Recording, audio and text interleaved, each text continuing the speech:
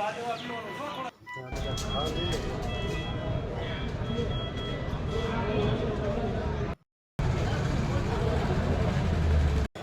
નામ મુનાજ અહેમદભાઈ તરકવાડિયા છે. મારા પિતા છે, મારા પપ્પા થાય છે, જેમને મારી નાખ્યા. એમનું નામ અહેમદભાઈ મુસાભાઈ તરકવાડિયા છે. અને ઘટના 14 તારીખે ઉત્તરાયણના દિવસે બની, બુધવારે 5 થી 5:30ના ગાળામાં. ઘટનામાં તો એવું છે કે મારી દુકાને જો ગાડી મારી પડી હતી મારા ઘર પાસે, મારી દુકાને એ બારામાં એ સામેવાળા રિયાને, જે અમને મારા પપ્પાને મારી નાખ્યા, એ લોકોએ ખાલી ખોટા હાચા બને ગાડીને વચમાં લાવી અને એમ કીધું કે તમે ગાડી અહીંયા ન રાખો. એક જાતનું બાનું કાઢીને અમારી યારે કોઈ પણ કોને ખબર કે પહેલેની દુશ્મની હશે કે શું હોય, કાંઈ ખબર નથી મને. એ માટે મારા પપ્પાને ગાળું દીધી ને 7 જણા આવીને માથે હુમલો કરી, માથામાં પાઇપ મારી. અને ત્રણેય ભાઈઓના હાથમાં હથિયાર હતા. બીજા 3-4 બાઈઓ હતી, બૈરા હતા.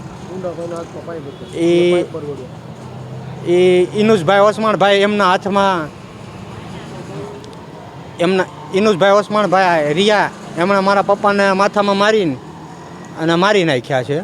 એ માટે અમને ન્યાય જોવે. અને હું પ્રશાસનને અત્યારે ભાવનગર સરટી હોસ્પિટલમાં 4 દિવસે મારા પપ્પાનું મૃત્યુ થઈ ગયું છે.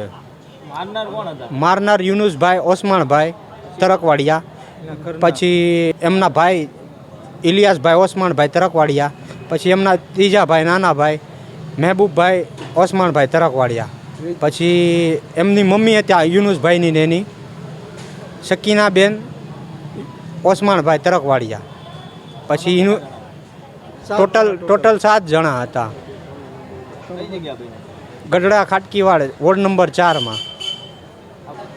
પોલીસ ફરિયાદમાં કાંઈ અમને FIRની એવું કાંઈ હજી આપ્યું નથી. અને અમે પોલીસને અને ઉચ્ચ અધિકારીને એવું નમ્ર વિનંતી કરી કે અમને ન્યાય મળે. અને આ કારણે શું કારણે આરોપીઓને ધરપકડ નથી કરી, એમની પહોંચ ક્યાં સુધી છે અધર સુધી.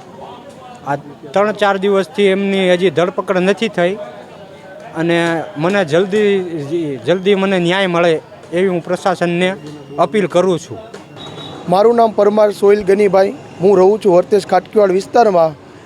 મારા ફુવાને સ્વામીના ગઢડા પાઇપ મારીને મારવામાં આવેલા છે. સામાવાળા વ્યક્તિ ભાઈ 7 આરોપી હતા જે મારા ફુવાને મારવામાં હતા. અને એને ઘટના સ્થળે અહીંયા દવાખાને સંભાળવામાં ન આવ્યા, ગઢડા સિવિલ હોસ્પિટલમાં, કે અહીંયા અમારીથી આ સારવાર નહીં થાય. એટલે અમને મારા ફુવાને ભાવનગર સટ્ટી હોસ્પિટલમાં લાવવામાં આવ્યા છે. અને એની ગંભીર હાલત, 4 દિવસથી એને ICUમાં હતા. ગંભીર હાલત દરમિયાન એનું હાલમાં મૃત્યુ થયું છે. અને 4 દિવસથી એની ઉપર જે આરોપી મારવાવાળા છે એ પોલીસ સ્ટેશન હાજર થયા નથી, કે એની ઉપર કોઈ FIR કે કોઈ એક્શન લેવામાં આવી નથી. એટલે અમારી પ્રશાસનને એટલી વિનંતી છે કે આ 4 દિવસ થયા પણ સામાવાળી વ્યક્તિને તમે પકડતા ક્યાં કારણે નથી. અને અમને ન્યાયની માંગણી છે કે સામાવાળા વ્યક્તિને જલ્દીથી જલ્દી પકડવામાં આવે. કે અમને એનો ડર લાગે છે કે આ લોકો અમને અહીંયા દફન વિધિ કરવા દેશે કે નહીં કરવા દે. એનું જૂથ સામટું છે. અને સામાવાળા મારા ફુવાના 2 દીકરા છે, એની વાણ કોઈ છે નહીં. એટલે એને ડર લાગે છે કે અમે અહીંયા વિધિ કરવા જાવી અને અમને જાનથી મારી નાખશે તો અમારું જવાબદાર કોણ.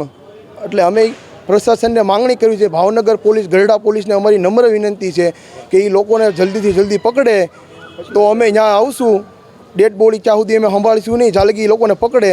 અમને સુરક્ષા મહેસૂસ થાય એટલે અમે ડેડ બોડીને લઈને આવશું. અને અમારી મુસ્લિમ જે વિધિ થતી હોય દફન વિધિ એ અમે ત્યાં ત્યારે કરશું. જ્યાં લગી પોલીસ એને પકડશે નહીં ત્યાં સુધી અમે ડેડ બોડી અહીંથી ઉપાડશું નહીં.